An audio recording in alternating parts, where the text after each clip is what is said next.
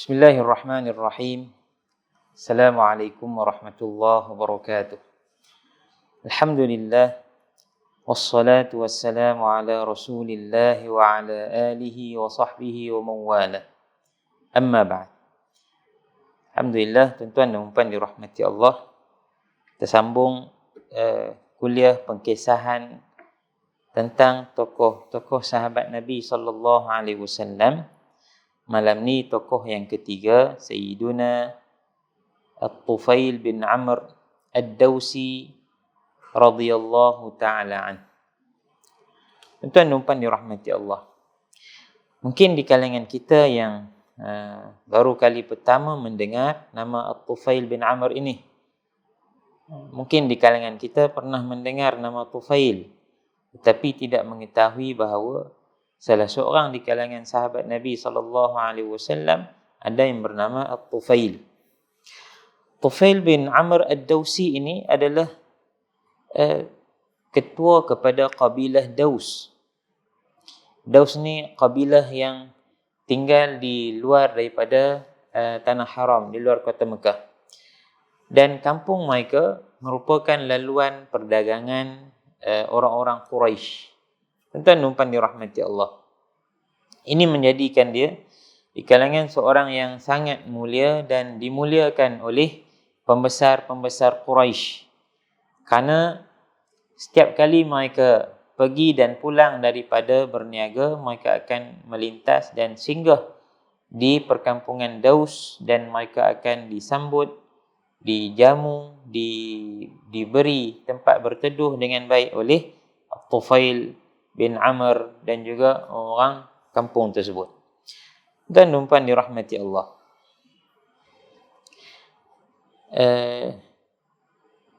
Beliau memang dari sejak zaman jahiliyah memiliki sifat-sifat yang sangat baik, sangat terpuji. Kira-kira tidak ada orang yang lapar lintas kampung dia kecuali dia akan kenyang.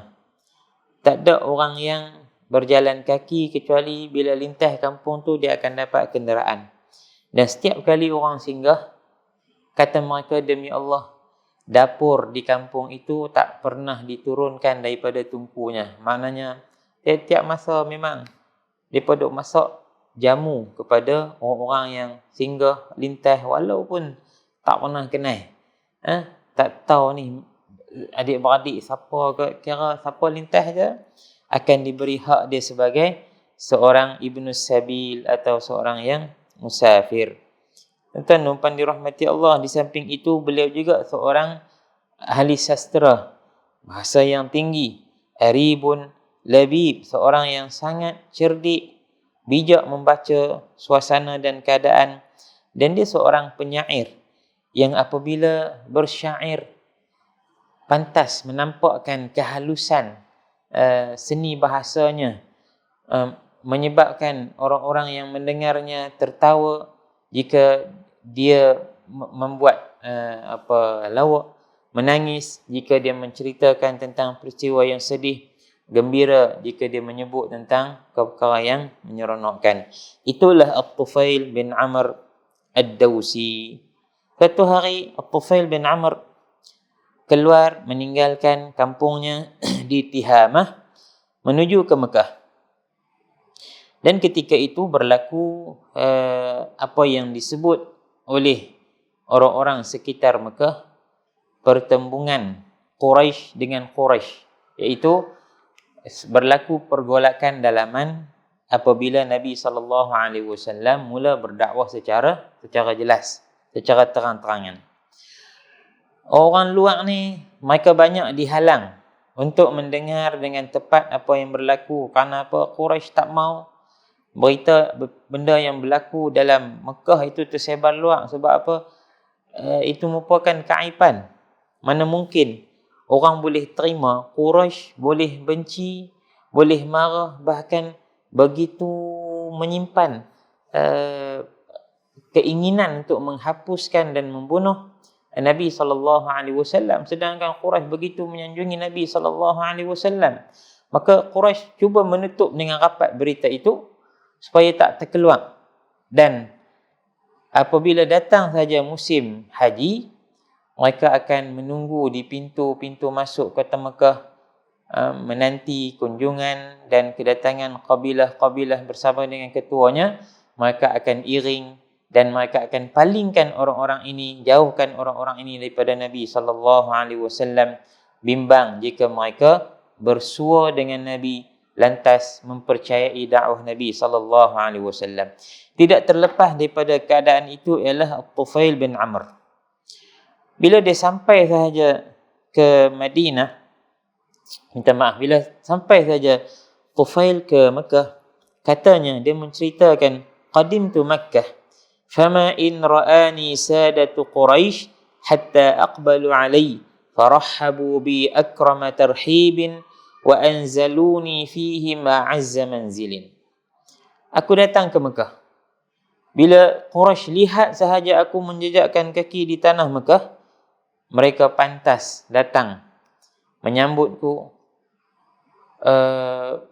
menerima kunjunganku dengan sebaik-baik penerimaan, dan mereka memberi kepada aku tempat berteduh yang paling istimewa.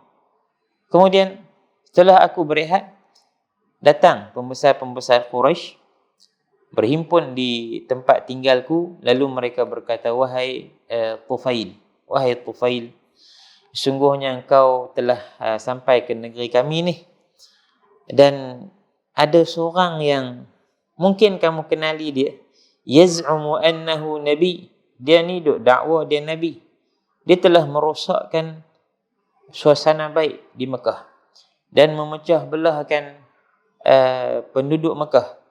Anak dengan mak berkelahi, suami dengan isteri berpisah, hamba dengan tuan pun jadi derhaka kerana dia ni.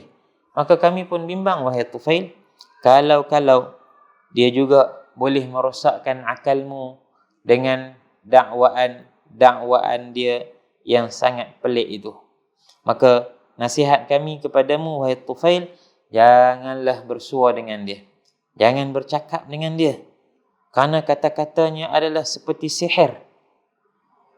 Kata-katanya seperti sihir. Orang yang mendengarnya tanpa menapis terus akan tenggelam dalam kata-katanya. Kata Tufail, demi Allah, setiap hari mereka datang duk cerita benda yang sama, benda-benda pelik tentang Muhammad ini, hingga aku menjadi takut ke atas diriku. Lalu aku buat keputusan, kalau aku nak keluar daripada rumah aku yang ni di Mekah tu, tempat berehat dia, untuk tawaf, sa'i dan sebagainya, aku akan tutup telinga aku. Maka Tufail pun, dia ambil kapas, dia buh dalam telinga dia, dia pergi tawaf. Satu hari tengah dia tawaf, ni kata orang cerdik. Orang cerdik ni dia tak boleh terkesan dengan orang. Kita kalau kita cerdik, kita kena tabayyun. Tabayyun ni satu ayat yang meniti di bibir kebanyakan orang, tapi tak dilaksanakan oleh kebanyakan orang. Tabayyun, mai tang bab orang dia tibai, tambak dia suruh orang tabayyun. Ni masalah. Tak boleh. Kena adil. Bab kita pun kita nak orang tabayyun, bab orang pun kita kena tabayyun.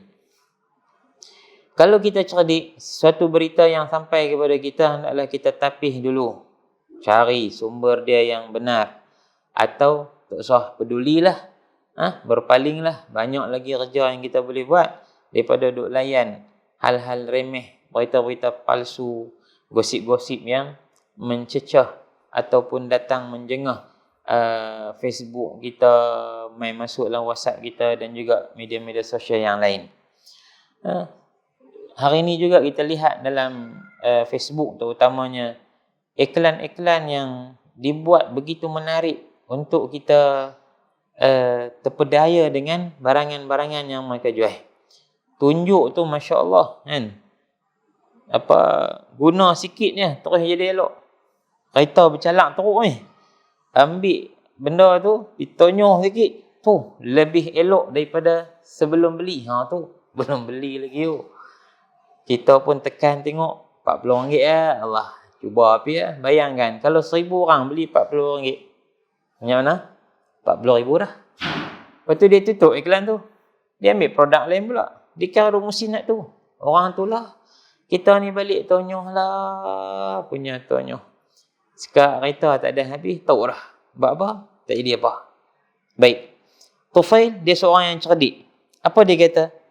Demi Allah, aku ni bukan orang biasa-biasa. Aku ni bukan orang biasa-biasa. Maka, kenapa aku tidak bertemu dengan Muhammad dan mendengar apa yang dia cakap? Kalau tak betul, aku tahulah macam mana aku nak buat. Kalau betul, apa salahnya aku ikut.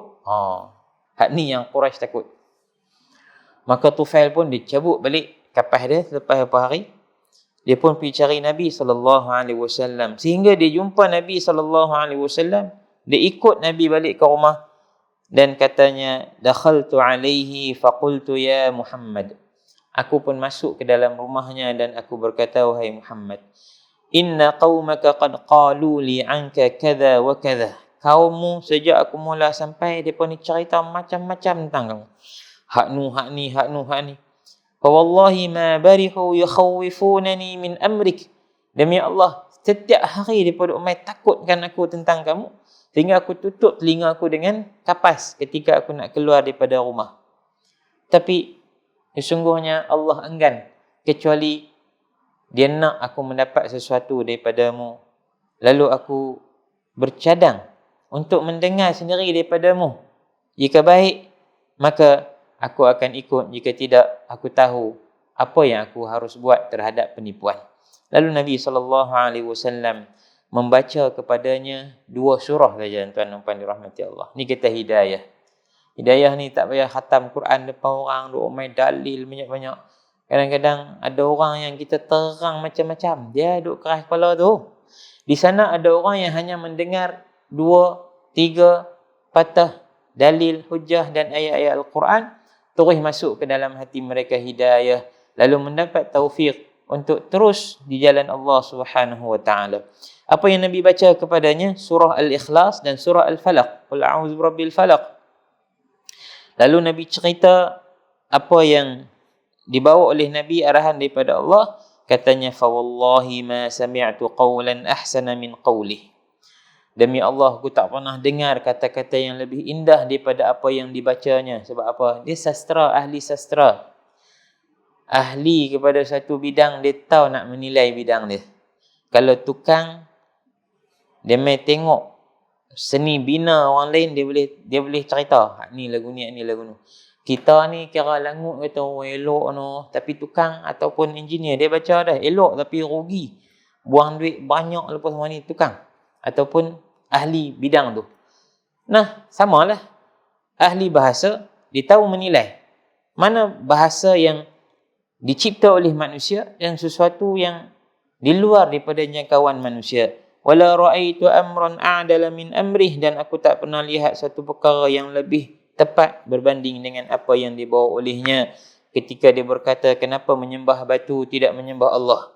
Kemarin ni, kata Tufail bin Amr, aku baru duk pi usap kaki-kaki berhala yang ada di Mekah. Aku mohon keberkatan dan keampunan daripada berhala-berhala itu.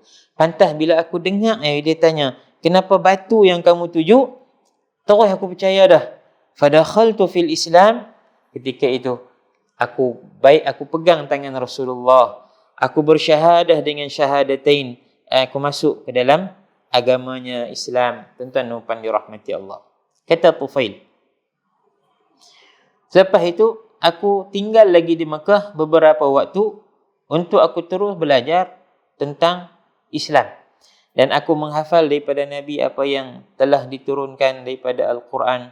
Dan ketika aku berazam untuk pulang ke kampungku, aku berkata, wahai Rasulullah, aku ni adalah orang yang dipatuhi di kampung aku. Aku ketua mereka. Mereka memang dengar cakap aku. Aku akan pulang kepada mereka dan menyeru mereka kepada Islam.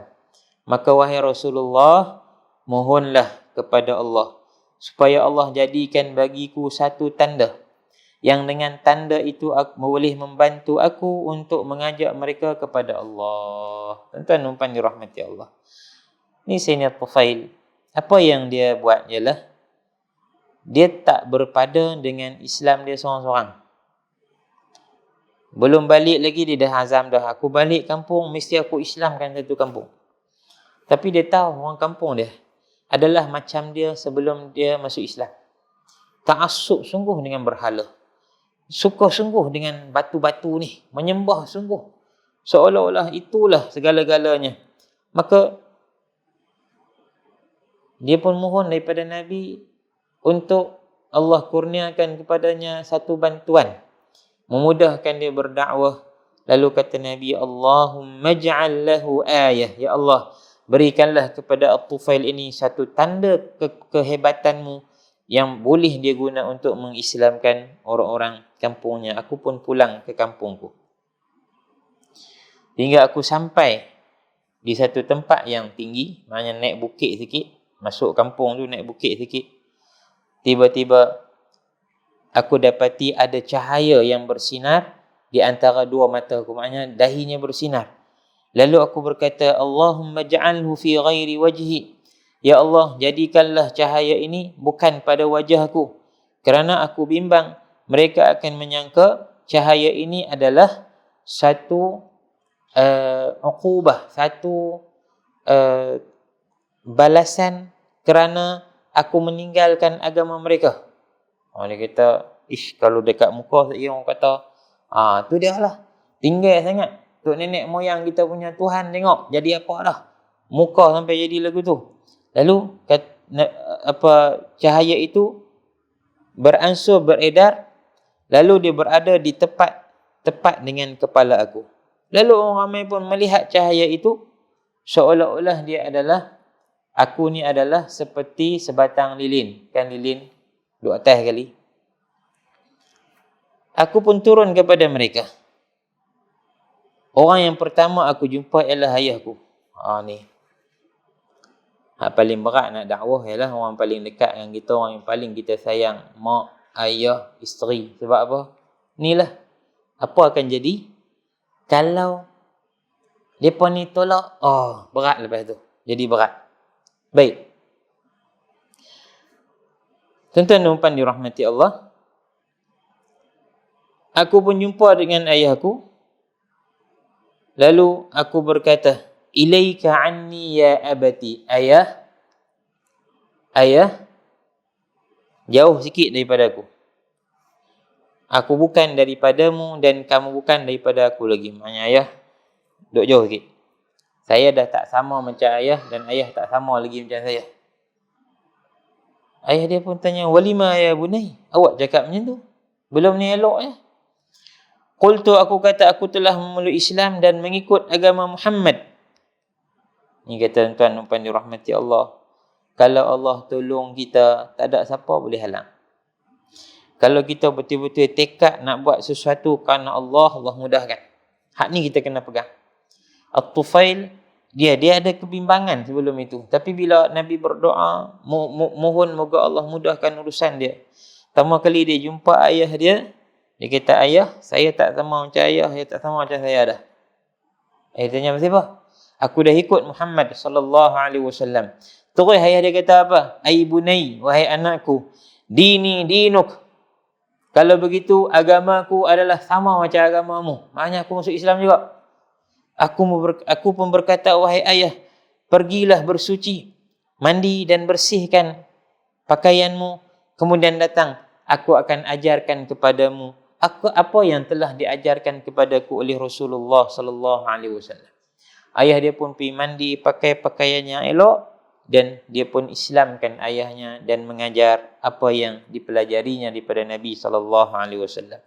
Kemudian datang isteriku, menghampiriku. Bini dia pula mai. Ni pun cabaran juga ni. Orang paling rapat dengan kita bini kita lah. Kalau bini sokong kita, selamat kita. Tapi kalau bini duk kira protes, tak kena ni, tak kena, tak cukup tanah kita nak lari, letih kan. Terus bila isteri dia main, dia kata, wahai isteriku, berhenti tak tu. Aku tak sama macam kamu dah, kamu tak sama macam aku dah. Isteri dia kata, pasal apa bang, duk elok-elok ni. Bi abi anta wa ummi wa lima ya zawji, qultu, telah memisahkan antara kita adalah Islam. Aku telah memeluk Islam dan mengikut agama Muhammad. kata isterinya, abang kalau begitu, agamaku sama seperti agamamu.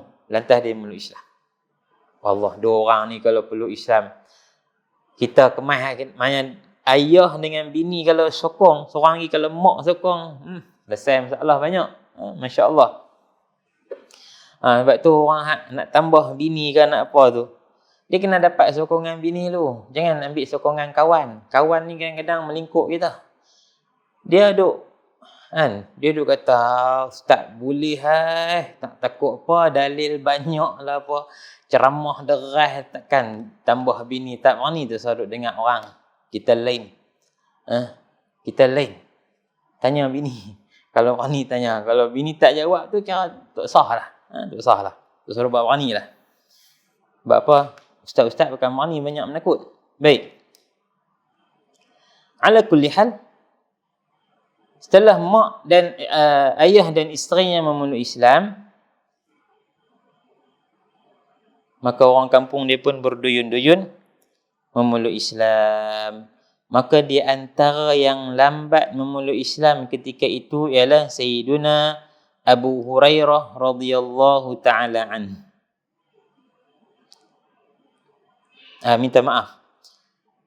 Kemudian aku perlahan-lahan berdakwah kepada mereka, dan sebahagian besar di kalangan kaumku lambat untuk menjawab, kecuali yang cepat di kalangan mereka ialah Sayyidina Abu Hurairah radhiyallahu taala anhu. Insya-Allah kita akan baca tentang Sayyidina Abu Hurairah pada episod-episod yang lain. Dia main belakang sikit. Baik.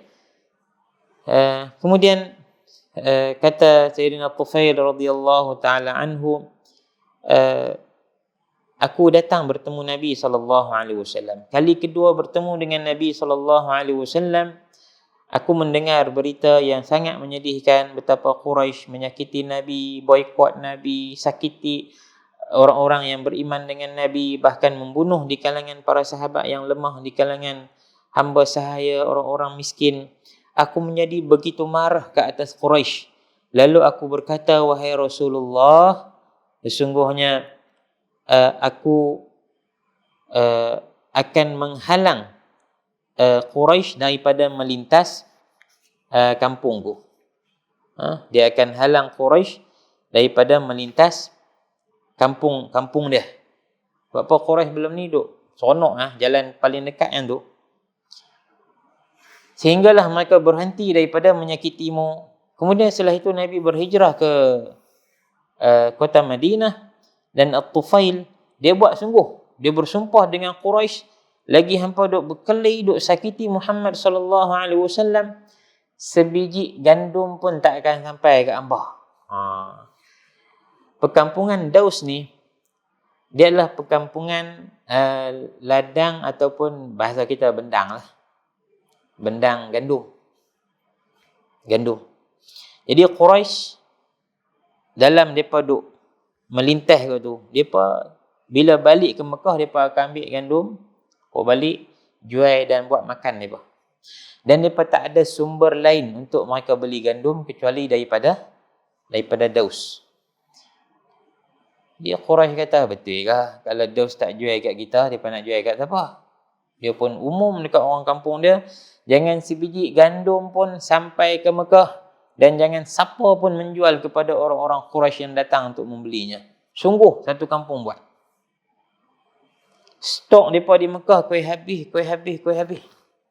Lalu datang Sayyidina Abu Sufyan, ketika itu belum meluk Islam, bertemu Nabi SAW, atau disebut menghantar utusan, membawa surat daripada Quraisy kepada Nabi SAW,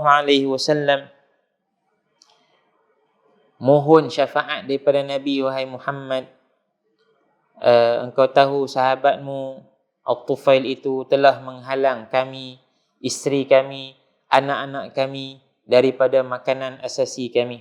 Maka mohonlah engkau beritahunya supaya benarkan kami untuk membeli daripadanya semula gandum. Tu Quraisy. Kita ni jangan buat jahat ke orang, sebab kejahatan tu akan patah mai balik. 3 tahun dia pun boikot Nabi. Yang kata gandum, apa pun tak sampai ke Nabi. Susu tak boleh beli, daging pun tak ada, apa apa pun tak sampai kat Nabi SAW. 3 tahun. Sehingga kata Sayyidina Sa'ad bin Abi Waqqas, kami ni kalau tarik kulit kami lekang daripada daging kami, tak ada apa. Bila time mereka kena, mereka mai. Hantar surat, hantar utusan, mengadu dekat Nabi SAW. Dan tuan-tuan, umpan tahu bagaimana sifat kasih sayang baginda Nabi kita SAW.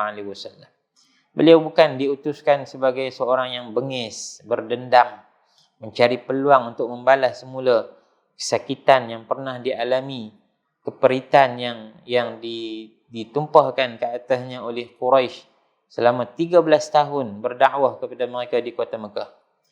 Nabi pantas mengutus utusan kepada Tufail, memintanya supaya jual semula gandum kepada orang-orang Quraisy.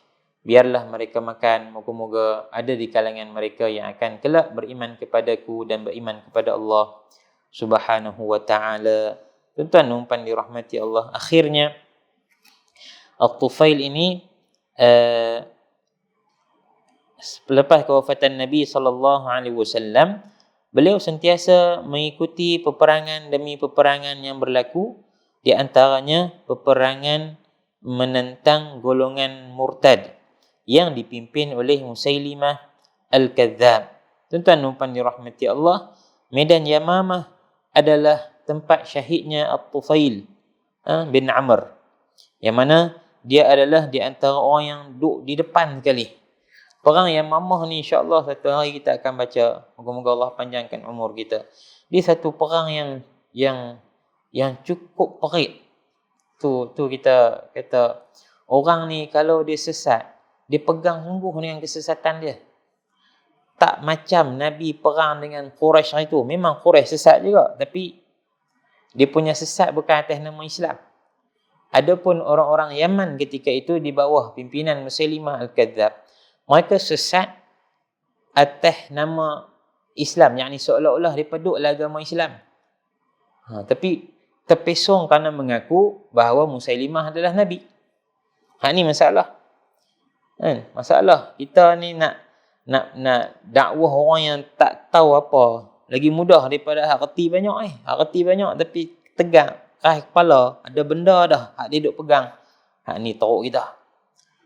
Sebab itu peperangan Yamamah ni berlaku begitu dahsyat, mengorbankan ramai di kalangan para sahabat Nabi SAW, hingga yang terbunuh itu di kalangan huffazul Quran, yang selepas itu menyebabkan Sayyidina Umar pergi mengadu kepada Sayyidina Abu Bakar yang menjadi khalifah untuk himpunkan Al-Quran secara bertulis, kerana bimbang kalau berlaku lagi peperangan, habis sahabat-sahabat yang hafal Quran secara sempurna ini, kemudian Quran itu tidak sempat diturunkan atau disampaikan pula kepada generasi yang akan datang.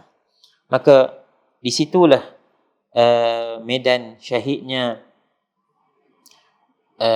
Tufail bin Amr dalam peperangan Al-Yamamah, yang akhirnya menyaksikan kemenangan berpihak kepada tentera Islam. Orang yang murtad, yang bertegas atas kemurtadan mereka dibunuh, dan sebahagian mereka yang kembali kepada Islam dengan jelas. Disitulah syahidnya Sayyiduna At-Tufail bin Amr radhiyallahu anka ayyuhas sahabiyul jalil. Moga Allah meridai kamu wahai sahabat yang sangat agung, orang yang terawal memeluk Islam, orang yang memiliki keberanian yang dahsyat, tidak bimbang untuk memeluk Islam walaupun kalau kehilangan jawatannya, dan bersungguh-sungguh untuk mengislamkan orang lain walau di sana ada kebimbangan kalau mereka menolak, dan orang yang bertegas terhadap orang-orang yang menyakiti Nabi SAW. Lihatlah, mungkin dia dan orang kampung dia rugi kerana apa? Stok gandum mereka tak jalan sangat. Kerana apa? Quraisy tak beli. Tapi oleh kerana Quraisy tak berhenti menyakiti Nabi, dia tak peduli. Sama ada beras kita laku ke tak laku, gandum kita stok bertimbun ke ataupun lagu mana, yang penting Nabi SAW selamat daripada disakiti oleh musuh-musuh Allah Subhanahu wa taala. Wallahu alam. Tuan-tuan dirahmati Allah. Moga kita bertemu lagi pada esok hari insya-Allah jika Allah panjangkan umur kita dengan seorang lagi tokoh sahabat yang bernama Sayyidina Abdullah bin Hudzafah As-Sahmi, yang mana ada satu peristiwa yang sangat hebat yang menyebabkan Sayyidina Umar berkata menjadi wajib ke atas setiap orang Islam ketika itu untuk mencium kepala Sayyidina Abdullah bin Hudzafah, dan aku yang akan mula mencium kepalanya. Dan benarlah Sayyidina Umar cium kepalanya, kemudian diikuti oleh sahabat yang lain dengan satu peristiwa yang begitu hebat yang berlaku dalam hidupnya. Wallahu a'lam. Sallallahu ala sayyidina Muhammad wa ala alihi wa sahbihi wasallam. Walhamdulillahi rabbil alamin. Assalamualaikum warahmatullahi wabarakatuh.